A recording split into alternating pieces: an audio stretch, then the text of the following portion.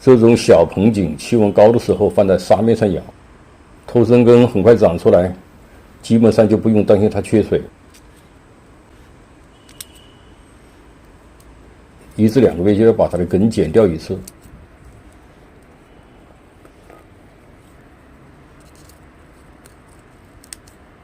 枝干增粗太快就会产生变形。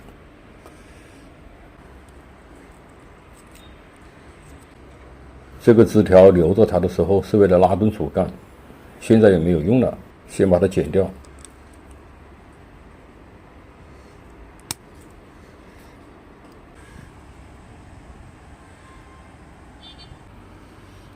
这一盆的干基本成了一个弧形，主要是顶枝生长过快，过度消失了。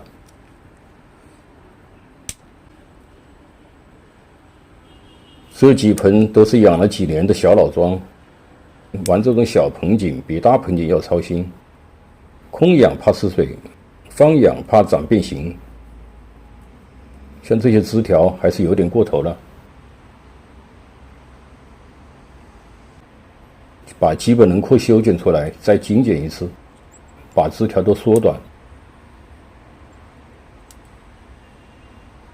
像这种结成芽的树种，春季一定要抹芽，要节后控水，控制它的芽间距，截短才好缩枝。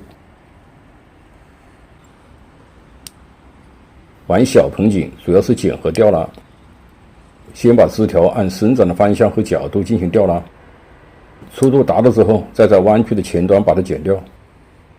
枝条拉弯时要来回的摇动一下，像这样。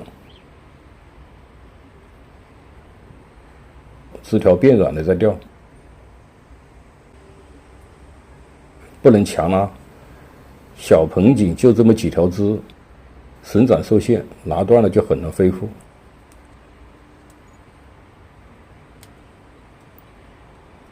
这个节点有点粗，先对它进行减回，不行就把它剪掉重来。用这种斜口钳先剪几刀，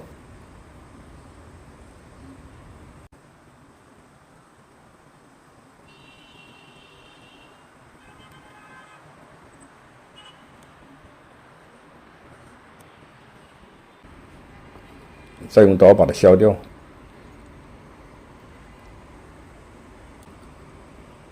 主要是把这个节点缩小。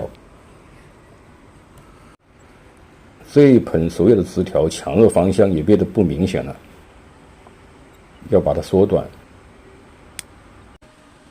再向强势方向回拉。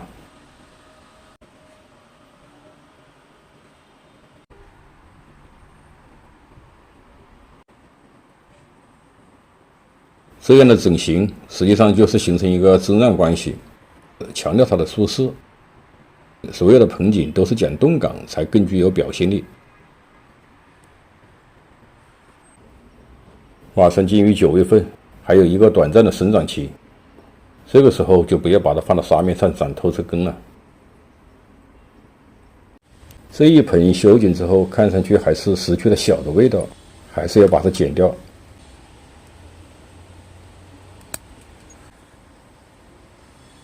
玩小盆景主要是控养，看上去容易，但相对大盆景要更加精细，一枝一叶的度要把握好，才能小中见大。